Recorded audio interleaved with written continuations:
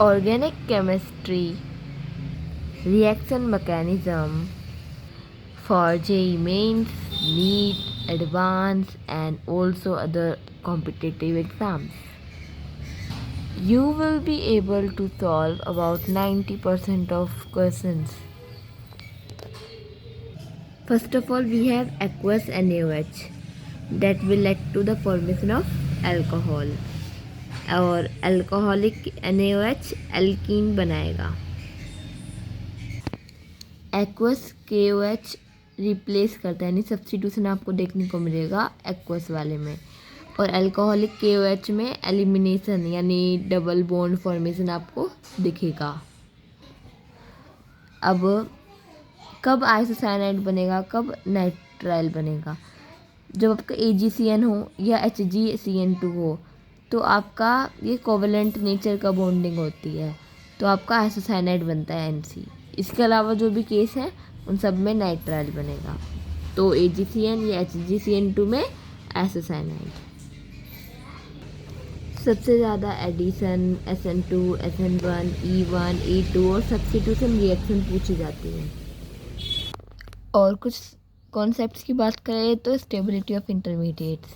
Carbocation की stability बतानी हो तो +R +H +I यानी इलेक्ट्रॉन डोनेटिंग ग्रुप की स्टेबिलिटी, और फ्री रेडिकल के लिए इन सब की, और कार्बोकेटाइन के लिए -R -I.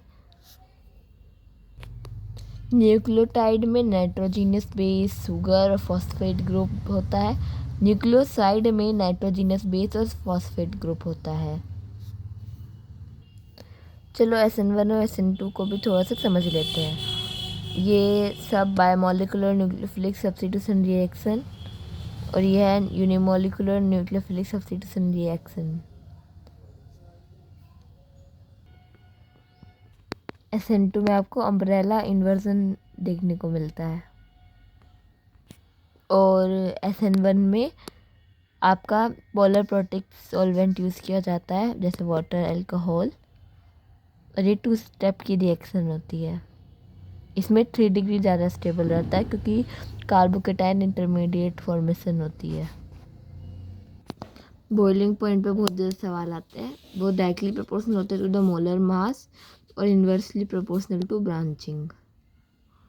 और ये रीज़न है कि why aryl halides are less reactive towards nucleophilic substitution reaction. Reason यही है, रेजोनेंस इफेक्ट आता है और हाइब्रिडाइजेशन में डिफरेंस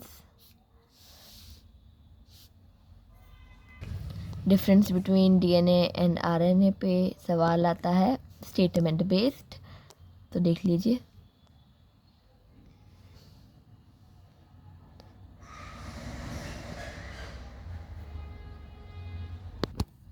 चलो बात करते हैं एसिडिक कैरेक्टर की और बेसिक कैरेक्टर की.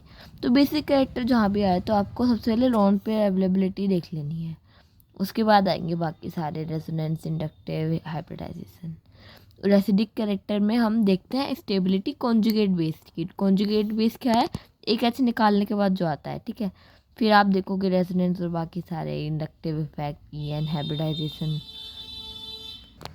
लगे हाथ ये भी देख लो, ये स्ट्रक्चर्स D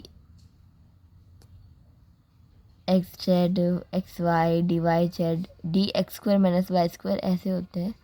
इससे रिएक्शन मैकेनिज्म समझने में अच्छा मदद मिलती है. और स्टेटमेंट बेस में कई बार ये भी आ जाते हैं.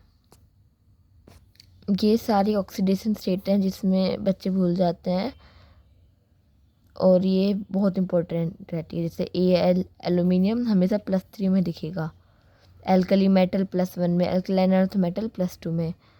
और ये फॉस्फेट, इनमें क्या होता है? फॉस्फाइड है तो P3- और फॉस्फेट है तो PO4 3-. ऐसे ये भी बहुत ज़्यादा पूछे जाते हैं. और एक ये सवाल, पहले तो आपसे सारे मैकेनिज्म करवा लेगा, उसके बाद बोलेगा कि मोलर मास बताओ इसका उसका, या फिर परसेंटेज यील्ड भी पूछता है कि हाइड्रोजन की, कार्बन की. तो वैसे तो दिया होता है, पर अगर आपको याद रख ले यहाँ तक Zn तक भी तो बहुत रहेगा, तो ये याद रखने हैं। मोस्टली Cl का 35.5 भूलते हैं बच्चे, और Sc का होता है 45, Zn का होता है 65, कोबाल्ट का 59, क्रोमियम का 52, आयरन का 56, नाइट्रोजन का 14, बेरिलियम का 9 और आर्गन का 40। इसमें क्यों कन्फ्यूज़न होती है आर्गन के में? कैल्शियम का भी 40 होता है। तो कमेंट्स में बताओ, इन दोनों का सेम होता है मोलिकुलर मास, मोलर मास, तो बताओ इन्हें क्या बोलते हैं। और कुछ इम्पोर्टेंट पॉइंट, जैसे कि ये रूल है नोमेनक्लेचर का, FMLSA, इससे पूरी नोमेनक्लेचर निपट जाती है। Functional group, multiple chain, longest chain, side chain और अल्फ़ाबेटिकल ऑर्डर, ठीक है।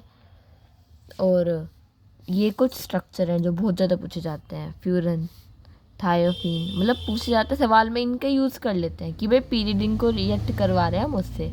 तो अब बच्चे को जब पता ही नहीं होगा पीरियडिंग क्या है तो सवाल कैसे बढ़ेगा आगे, तो इसलिए पायरोल ऐसा, सिस्टीन ऐसा, ट्रायोसिन ऐसा। डेंसिटी का ऑर्डर इसमें ये होता है, Zn पहले, फिर chromium, then iron, then cobalt, then copper. Green vitriol FeSO4.7H2, blue vitriol CuSO4.5H2, white vitriol ZnSO4.7H2। इसमें सवाल आ सकता है कि भाई बताओ कितने H2O ज्वाइंट है, तो 19 बैठते हैं।